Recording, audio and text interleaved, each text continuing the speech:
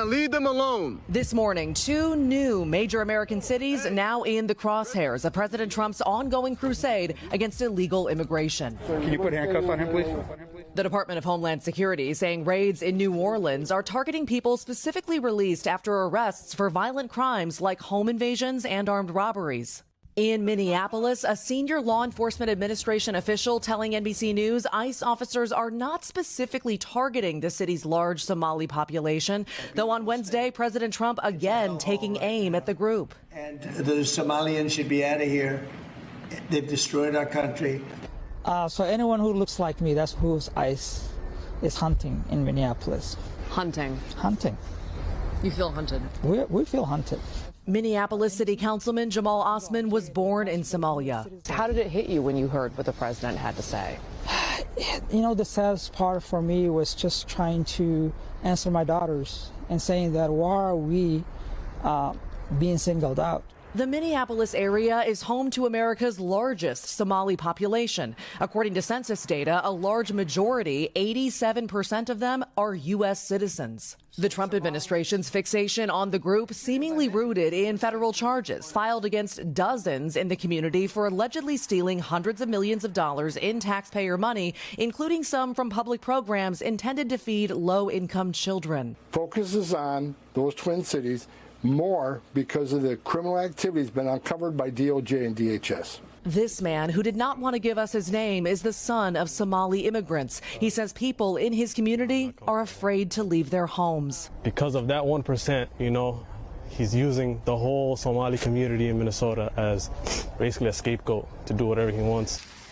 Now, city and state officials here are blasting both the raids and the president's rhetoric and also encouraging Somalis who are U.S. citizens to carry their passports at all times. In New Orleans, it's a very different story. The FBI announcing federal agents and state police there will work to protect and, quote, deter attempts to obstruct immigration officers on the ground there. Craig. Maggie Vespa-Force there in Minneapolis. Well, new data shows a sharp climb in immigration enforcement across the state. Deportation Data Project got a copy of ICE arrest records through mid-October. News 2's Caitlin Quisberry breaks down the trends here in Tennessee. We knew that we would see an increase in numbers of people being arrested, detained, and deported. President Trump has promised to deport 1 million people a year. President Trump has been very clear from the time that he came into office that he was going to secure our border, stop the invasion that was happening under the Biden administration, and make sure that we were deporting and bringing to justice illegal criminal aliens. And in Tennessee, the Deportation Data Project shows immigration arrests have more than doubled since last year. Statewide, October was the highest month this year, with more than 800 arrests. Targeting anyone who has a civil immigration issue, so people who are undocumented, but also a lot of people who are documented or have temporary statuses like DACA, like temporary protected status. In most months this year, about 15 to 20% of those arrests had no criminal background. America cannot allow millions upon millions of unvetted illegal aliens to be rewarded with amnesty after they broke our nation's laws to come here. They must go back to their home countries. More than half of arrests in most months happened at jails, likely meaning someone was either convicted or accused of a crime. If you are booked into jail for anything, right, driving without a license, you are fingerprinted, and those fingerprints are sent to all federal agencies, including ICE. And so ICE can then say, we saw that you fingerprinted someone in the jail. We actually have a removal order for them. Arrests also surged at rural jails. Robertson County Jail ICE detainments also went up from 18 to 128 in a year, and Wilson County Jail from 22 to 110. The Tennessee Immigrant and Refugee Rights Coalition says they expect the numbers to continue increasing as we wrap up the year. As local communities, we should be very concerned, because if our law enforcement is out there arresting people who've been here for decades simply for a civil immigration violation, it makes us all less safe. In Nashville, Caitlin Quisenberry, News 2.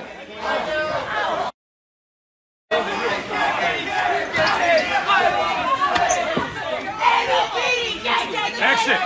You have to leave! You have to leave! Exit! You have to leave! Exit! I'm trying! Okay, you have to leave, exit. You have to leave, exit.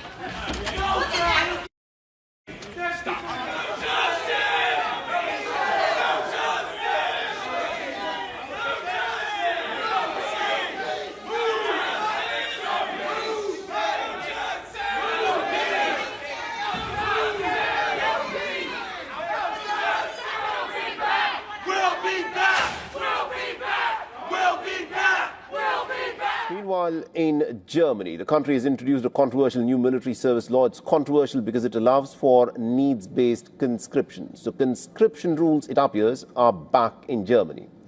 The law was introduced by Germany's Defense Minister Boris Pistorius. He made it a point to say that Germany is not bringing back mandatory military conscription, and yet the new law aims to boost volunteer service and to make the military more attractive by offering higher pay.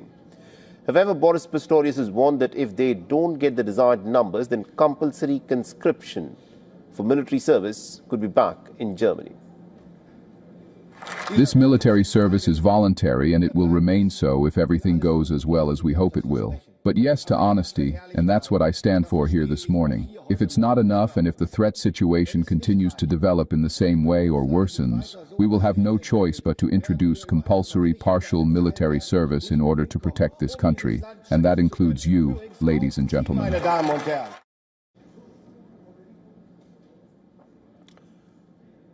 When Germany suspended mandatory military service in 2011, that is not back for now, but under the new law, all men aged 18 and above will go through mandatory medical assessments, and both men and women above the age of 18 will be asked to declare their willingness to serve.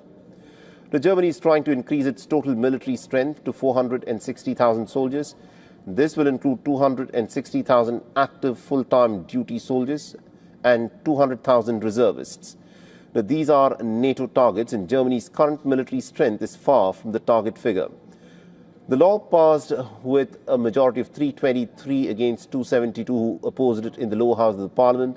It will now head to Germany's upper house, which is expected to approve it before Christmas. Now, critics say that this is in fact the first step towards bringing conscription back. About 3,000 people took to the streets of Berlin to protest against the new law. They marched to the German capital Bundestag and unfurled massive banners that read "No to conscription." Zu verlieren, den sie mit Kriegen, Sklaverei,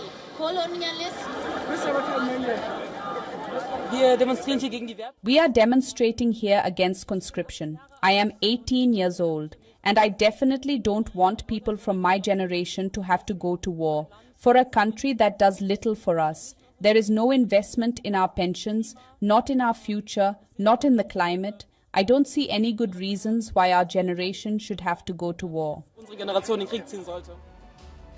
Last night we started by telling you that Russian President Vladimir Putin has landed in India. Tonight we can tell you that he's wrapping up his visit. By the time the show ends, he would most probably have taken off. Today was a packed day. We'll bring you a ball-by-ball account and the 5 big takeaways from the summit. Also, what this visit means for the stakeholders, not just India and Russia, but also the rivals and the frenemies. How would China and the US view this? We'll also address the question that the internet cannot stop asking. Why did they ride together in a Toyota Fortuner of all cars? A special report on Putin's many visits to India and how he has shaped global politics for over 25 years now. Also on the show, the aviation mess, more than 1,000 flights cancelled across India, and Indigo now faces an investigation. The RBI cuts the repo rate. What does it mean for your loans and EMIs? Why India's foreign minister says the West will be the net losers of their own immigration crackdowns. And the US conducts another military strike in the Caribbean. All this and more coming up. The headlines first. Taiwan says China is deploying warships for military operations stretching from the Yellow Sea to the South China Sea. Taipei calls it a threat to the region and urges Beijing to exercise restraint. China has neither confirmed nor denied the maneuvers. Beijing claims self-rule Taiwan as part of its territory. The European Union hits Elon Musk's X with a $140 million fine. The decision risks a fresh clash with Donald Trump's administration. The probe into X was seen as a test of the EU's resolve to police big tech. Earlier, the US Vice President had warned the bloc against targeting American firms through quote-unquote censorship. Heavy rains trigger fresh landslide warnings in Sri Lanka. This comes as the death toll from last week's cyclone crosses 600. More than 200 people are still missing. Record rainfall had triggered floods and deadly landslides. The president has called it the most challenging natural disaster in the island's history. The Tanzanian government has stepped up its crackdown on opponents. Once the United Nations, more than 1,000 people were killed in the protests over the contested October election. The opposition says the polls were a sham, as most of the candidates were either jailed or disqualified. Chinese warships are massing near Taiwan, as staggeringly clear satellite photos reveal the true strength of the armada. The brazen display by China in disputed waters showed 2 destroyers, a landing helicopter dock ship, a replenishment ship, and a helicopter in flight. One of the vessels has been identified as the Hainan, the largest amphibious warship in the Chinese Navy, while others are equally as deadly. The frightening naval muster in the Philippine Sea has sparked concern among Beijing's neighbours. This week, defence officials confirmed the Royal Australian Air Force closely tracked the People's Liberation Army Navy flotilla from Yellow Sea into the Taiwan Strait, the South China Sea, Western Pacific, and Philippine Sea. It appears to be a way for China to stake territorial claims around Taiwan, the self-governing island that Beijing say must come under its rule. US company Vantor collected the image on December 3rd and is the clearest public view of China's maritime expansion. It's the latest tactic by Beijing to put pressure on self-governing Taiwan, though it's not the first time China has asserted its dominance in the sea. Last year in December, Taiwan raised its alert level when China's mass naval was deployed, though sources told Reuters that this year's operation exceeds last time.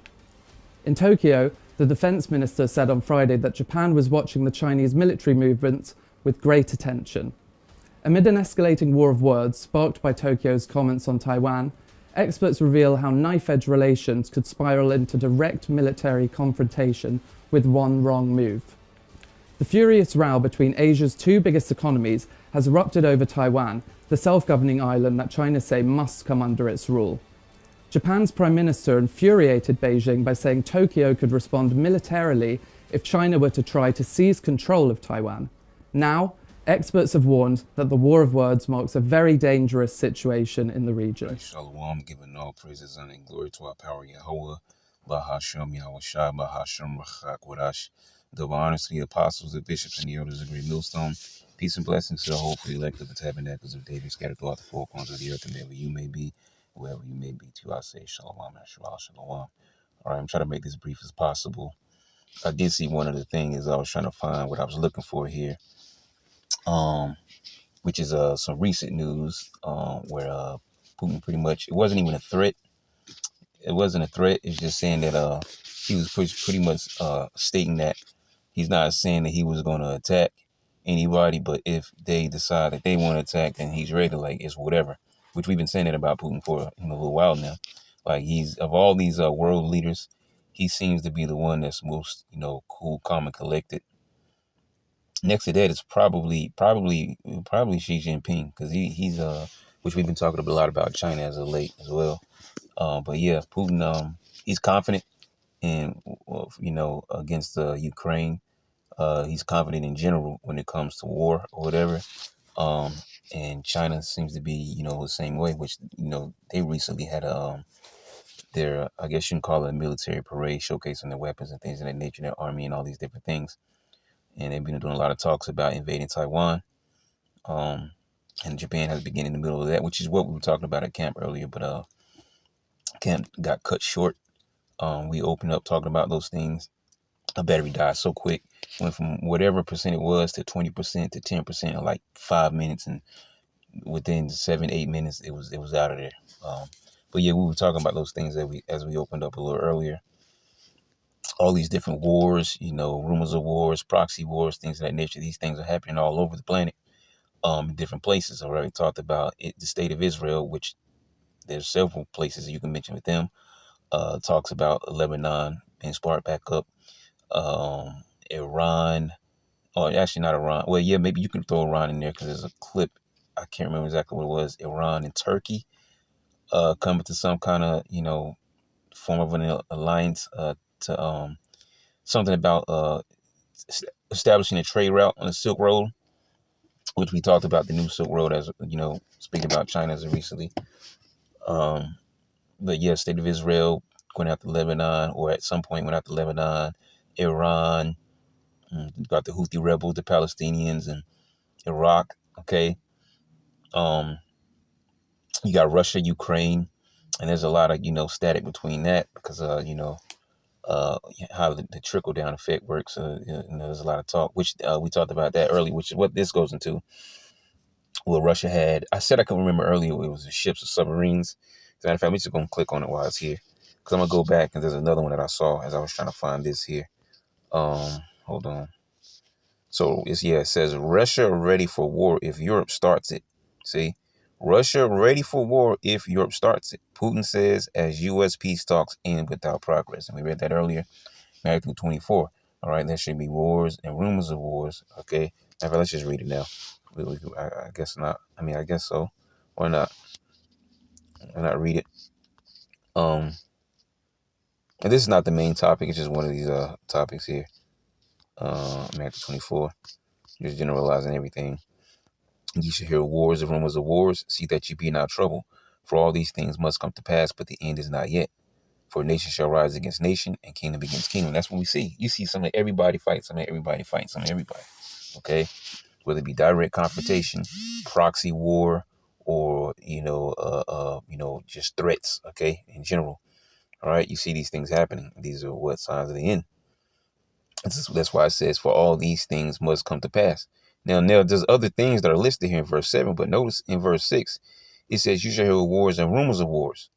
See that you be not troubled, for all these things must come to pass, which goes to show you that these wars and rumors of wars are signs of the end time, because these are the amassing of the nations, those that have a standing fighting army and stuff like that, but amassing of those nations for the great battle of Armageddon, World War III, the third woe. All right, moving down to the valley of Hawa-Shabbat. For all these things must come to pass, the wars, the rumors of wars, see that you be not troubled. But the end is not yet. For nation shall rise against nation, and kingdom against kingdom, and there shall be famines and pestilences and earthquakes in divers places. All right, all these are the beginning of sorrow. So everything said in verse 7, as well as the wars and rumors of wars in verse 6, all these are the beginning of sorrows. Okay, we jump back over here real quick. Russia ready for war if Europe starts it, Putin says, as U.S. peace talks end without progress. Kremlin aide says Ukraine crisis is no closer to resolution after Witkoff talks, as Russian president accuses European powers of sabotaging peace. Okay, now I was talking about how the Europe ships were off the coast of Europe. Pretty much they obviously were gathering intel and just doing some reconnaissance there. And when there was some jets, a couple of jets that were sent to check them out, they flashed lasers in their eyes. Okay, and so there's no confrontation that came from that as of yet, but those things are you're starting to hear talks about that tension there. Okay, and I think it was a post recently where Putin was talking about that. Where he said that we didn't threaten, we didn't say that we were going to do any kind of attacking. But what I'm saying is, if they want to take it that route, then we're ready to take it there. So they're basically saying, no, we didn't threaten anyone. But if anybody want to take it there, then, let's get it. And if you think about it, it's the same thing he said to when that Poland situation came about those drones. He said the same thing. Actually, I don't think it was to Poland. I believe it was to Germany, all right, where Germany, he was saying something about Germany, where it was saying that something about Germany saying they have the strongest military, and Putin was like, well, let's find out. So he doesn't, unlike how they call Trump, Taco, Putin doesn't back down, okay? He moves very strategically. He's very confident in, what they can achieve in battle, all right? And that's why he's the bear. Well, he's not the bear in particular, but what I was saying is, prophecy wise, all right, the bear is one of the major players to take down Babylon the Great. All right. But of course, it's going to be with the assistance of other countries as well. All right. Let's see if I can find that quote here, because I don't want to read all this. Russia and the U.S. did not make progress toward a peace deal for Ukraine during their talks. A senior aide to Vladimir Putin has said hours after the Russian president issued threats that Russia was ready for war with Europe. See? Hours after Russian president issued threats that Russia was ready for war with Europe. And he said that we didn't issue a threat. We basically said, I was basically saying that, you know, if they want to take it to that level, then I'm ready. But I didn't threaten anyone. That's basically what he was saying. I didn't threaten anyone. I was just saying that I'm ready. In remarks to Russian media, Kremlin aide Yuri Ushakov said that after a 5-hour meeting with Trump envoy Steve Witkoff and Trump's son-in-law, Jared Kushner, the two sides were neither further nor closer to resolving the crisis in Ukraine. There was a lot of work to be done. That's everywhere, all right? Or some of everywhere. Peace talk, peace talk, peace talk. Well, there's not going to be any peace because the Lord is amassing these nations for World War III. Excuse me, what's that? Joel 3? Actually, no, that's Zephaniah 3. All right, wait ye upon me to the day that I rise up to pray. My determination is to gather the nations, all right? And that's what I want to get, that key thing that it said there. Zephaniah 3. My determination is to gather the nations. It won't be peace. Zephaniah 3 and 8. Therefore, wait ye upon me. He's talking to us, so-called Negroes, Latinos, and Native Americans. All right, really, most are to the remnant, because those are the ones, only ones seeking after Yahweh Bashem Shah. Said the Lord Yahweh Bashem Shah. Into the day that I rise up to the prey. See, I rise up to the prey. He's gonna, you know, pretty much bring that final control into this earth through Yahweh Shah. All right, because this realm here. This is Yahweh Shah's domain. That was given to him by the Heavenly Father. So he's going to send his son back to take what's rightfully his. But he's going to come back in the stead of the Heavenly Father. He's like the ambassador of the Heavenly Father. He's going to come back in his stead, like you send an emissary or something like that. All right. You know, the king's not here, but I stand, you know, that person will travel to the other kingdom and they will be treated as the king because they come, you know, bearing the words or maybe a scroll or, you know, whatever for the king. All right. The message from the king himself. So you would treat that person like he was the king. OK, so that's how it is for Yahushua. All right. You know, the king of all kings, you know, the Heavenly Father himself. And then the other king of all kings, this earth realm, you know, all things seen and unseen. That's Yahushua.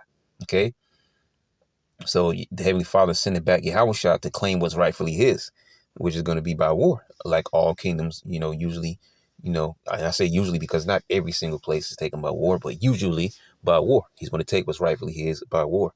Okay. To the day that I rise up to the prey. Okay. The prey being the heathen nations.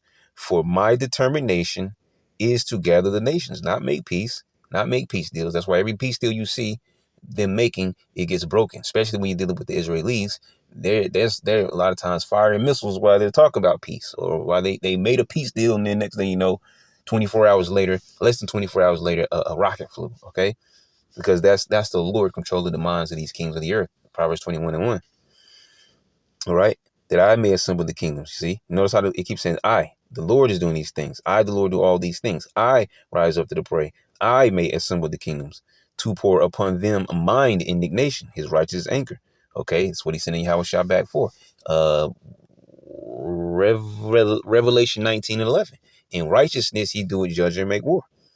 Even all my fierce anger, for all the earth shall be devoured with the fire of my jealousy. There you go. See? And we can also get Joel 3 and 9. I'm not sure we'll get it. Maybe not. We'll see. Neither further nor closer yet. We just read that. So Ushakov called the meeting extremely useful, constructive, and informed, but nonetheless said that the two sides had not come to an agreement on key issues, including the potential lines of territorial control in a potential peace deal between Russia and Ukraine. It's not going to happen because Russia wants Ukraine. They say it belongs to us. That's why they took Crimea, and it didn't stop until they actually took Crimea, and then they had the sabotage of the Crimea Bridge. All right. Then after that, destruction of, pretty much 75% of the Nord Stream pipeline, because there's two and there's an A and B to each two. So that makes 4 pipes. And three of those were destroyed. So pretty much that was 75% of those pipelines. All right. And then you started hearing about some mines in the Baltic Sea and all these different things. So, yeah, but he's not going to stop until he takes all Ukraine. All right. And he's advancing little bit by little bit. OK. I think there was a video that I put where there was some city or whatever, Provolsk or something like that they took, and nobody was talking about, but it actually showed I think the Russian guys with a flag in that city, And I think it was Reuters that said that they verified, because when they looked at the buildings and the surroundings, those places matched up with where they were in this empty place with Russian flag flying. So they're advancing and they're not going to stop. Okay. There was a talk I was watching. I forget who it was, because I'll be watching these, those guys that speak about the wars and stuff like that and know about those. But they were speaking about something about maybe tensions with Russia and Moldova because of going back to the Soviet Union, as well as who was the other place? I think it was Ukraine, and I think it was somewhere else, but I can't really remember. But anyways, yeah, he's not going to stop. This is the point I was trying to make. Okay, as well as these other places, China, Taiwan. You had Japan jumping in that business, which Japan was also in the business of South Korea, along with America in the business of South Korea versus North Korea, which North Korea, it made them go up to talk to Russia. So there's a lot of things going on, all right, according to prophecy. But now, what I will say, as we're talking about it, the CHIP has to come first. That microchip has to come first before all things come to a head when we're talking about the war. No matter who's fighting, all right? Everything won't fully fall out to that microchip, all right? That has to come first. So never to forget about that. I was hoping they would put the quote up here somewhere.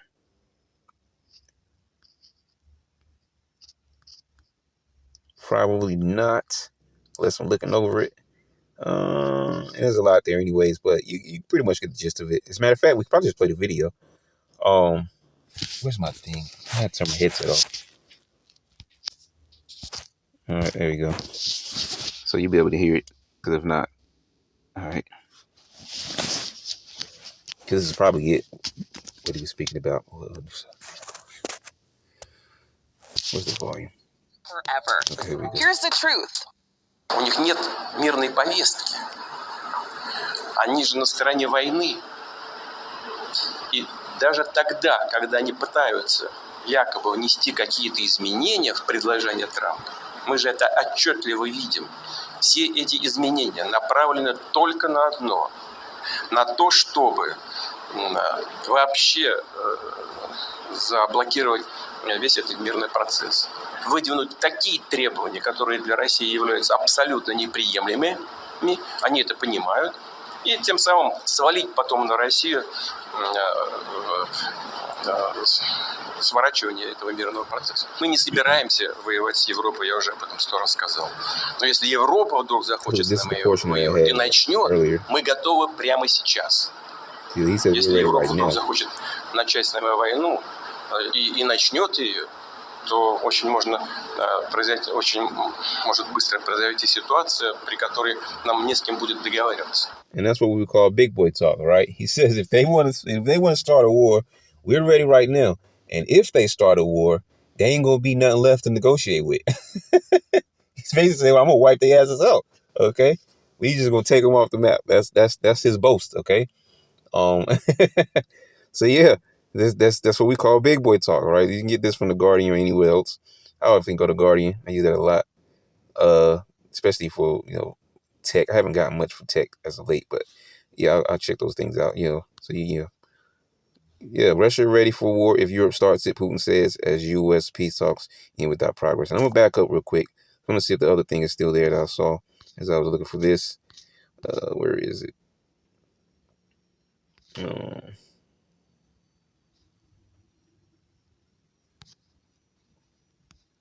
Okay, I think this is what we talked about. UK and Norway form naval alliance to hunt Russian submarines. This is what we were talking about before when we talked about those Russian ships being off of those waters. All right. And we talked about the lasers being shot in their face. So they didn't really know what they were doing. But they were doing something there, but it wasn't like provocative as well. I guess they were maybe thinking they were going to do a preemptive strike or something. Let's get a little bit of this. The UK and Norway have signed a defense pact that will see them operate a combined fleet to hunt Russian submarines in the North Atlantic. The deal is designed to protect undersea cables, which British officials say are increasingly under threat from Moscow, with a 30% rise in Russian vessels spotted in UK. Where you go, see? Spotted in UK waters over the past 2 years, according to the Ministry of Defense, the MOD. Under the agreement, the navies from the two NATO members will operate a fleet of British-built Type 26 frigates UK Prime Minister Keir Starmer called the agreement historic, saying it strengthened the UK's ability to protect critical infrastructure. The announcement came as Sir Keir welcomed his Norwegian counterpart, Jonas Storr, to RAF in northern Scotland on Thursday. All right, so we don't need to get too far into that. We pretty much got the gist of what they're talking about there. Okay, coming together to look for Russian submarines because they're off the waters. Here's a map. UK is connecting around 600 cables. Wow. Okay, so yeah, you had Russia, diving around, and they've been, watching and stuff like that. So now these guys have come together, all right, to look for them. All right, so UK Norway formed naval alliance to hunt Russian submarines, and that was another thing. As a matter of fact, it's probably still here. If I just X this out, it's probably still there. Okay, yeah, China visits Venezuela. Because there's a clip here somewhere in our videos where China is making an investment in Venezuela. Yeah.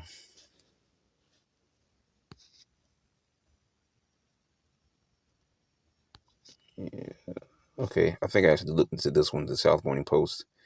Xi Jinping pledges support for Venezuelan President Nicolas Maduro. I believe that's that still frame that we got there somewhere. I believe it comes from this article. It might be another one.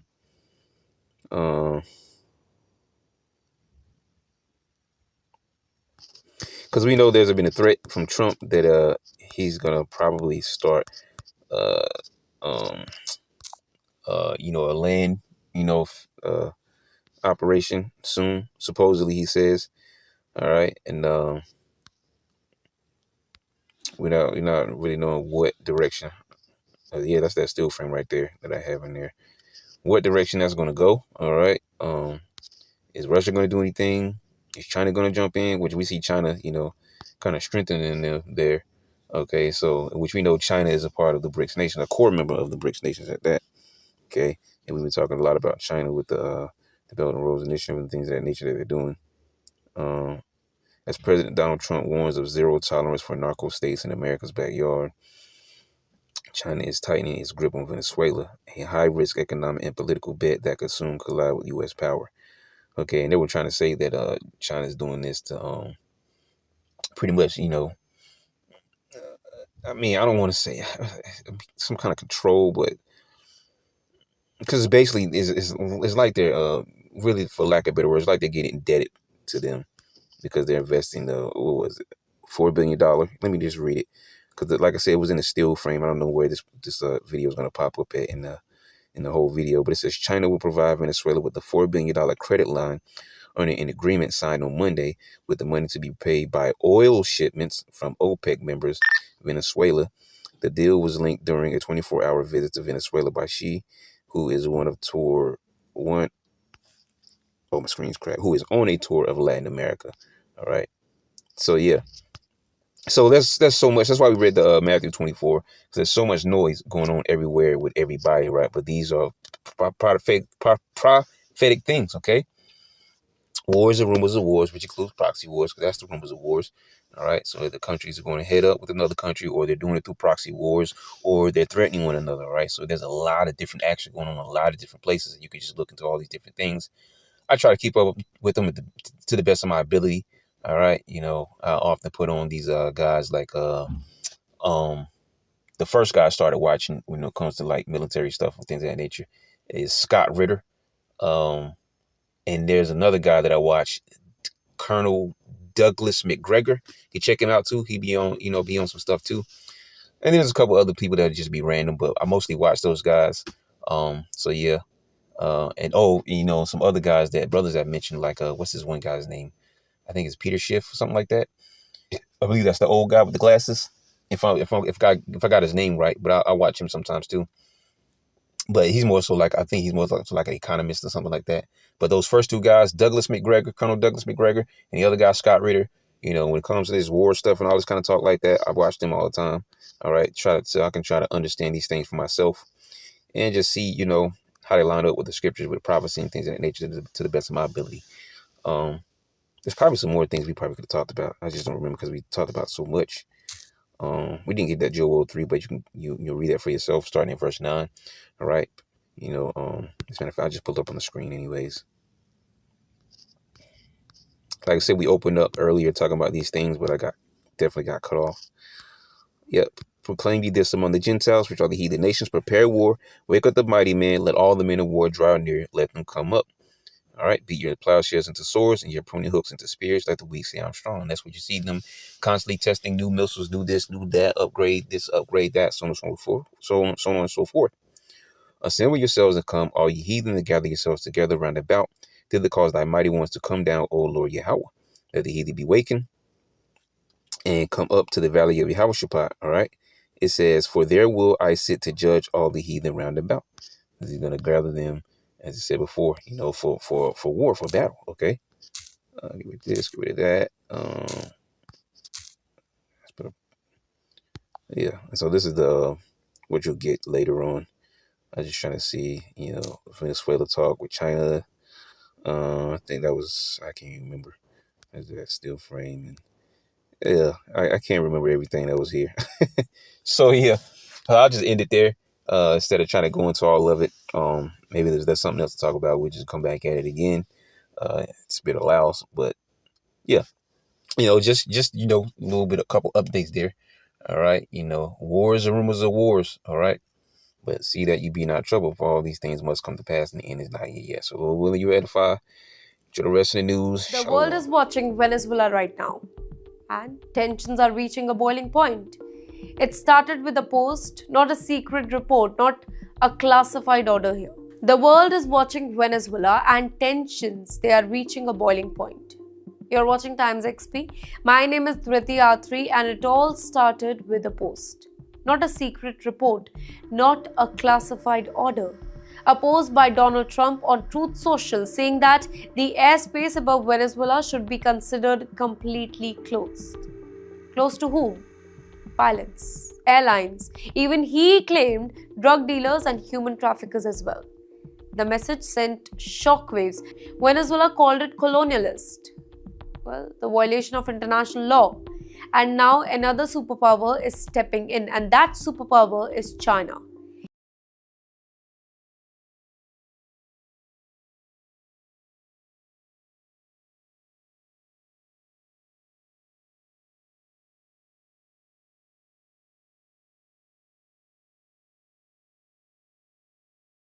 Beijing is not holding back. Let me quote what they said. They said that we oppose any action that break international law. These are the words of Chinese Foreign Minister spokesperson Lin Qian. No country has the right to violate the sovereignty of another nation. Venezuela's airspace is Venezuela's. Well, China warned that the US move goes against the UN Charter and interferes in Venezuela's internal affairs here. Now, this is not just politics. This is a global power clash playing out in the skies above Latin America, because the stakes, they are huge. The United States has already increased military presence in the Caribbean, launched covert CIA operations, designated Venezuelan drug cartels as terrorist group. And Trump, he didn't stop there. He told the US forces that land operations could start soon, targeting Venezuelan drug traffickers. And in the meantime, their president, Nicolas Maduro in Caracas, stood firm. He vowed his people and armed forces will resist any attempt to remove him. No retreat, no surrender.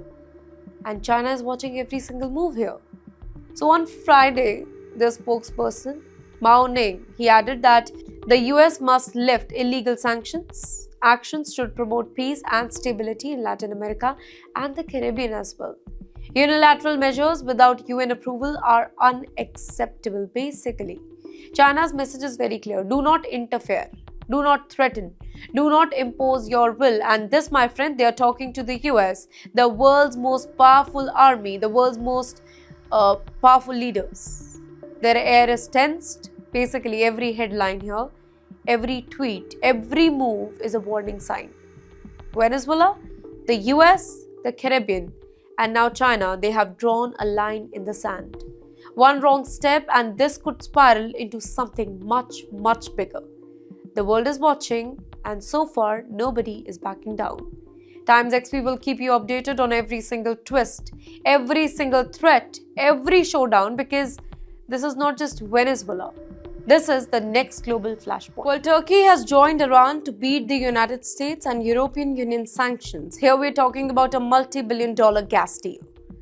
I am Dhruti Atri, you're watching Times XP, and the Middle East is shaking with the new alliance. And this time it's Iran and Turkey quietly rewriting the rules of energy and trade. So here's what's happening. Iran just made a bold promise to Turkey. We will extend and expand long-term gas exports no matter the US sanctions. And Turkey isn't just listening, it's asking for more gas to meet rising domestic demand.